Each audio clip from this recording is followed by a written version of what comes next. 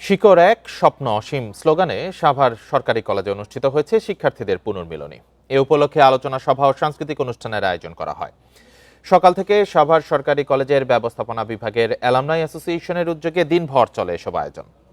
আয়োজকেরা জানান, ব্যবস্থাপনা বিভাগের 25 বছর পূর্তি উপলক্ষে অ্যালামনাই অ্যাসোসিয়েশন এই পুনর্মিলনী আয়োজন করেছে। এতে করে সাবেক ও বর্তমান শিক্ষার্থীদের সঙ্গে শিক্ষকদের সেতুবন্ধন তৈরি হবে। অ্যালামনাই অ্যাসোসিয়েশনের আহ্বায়ক শামীমুর রহমানের সভাপতিত্বে সাভারের সাবেক সংসদ সদস্য ডক্টর দেওয়ান মোহাম্মদ সালাউদ্দিন বাবু সহ অনেকে অনুষ্ঠানে উপস্থিত ছিলেন।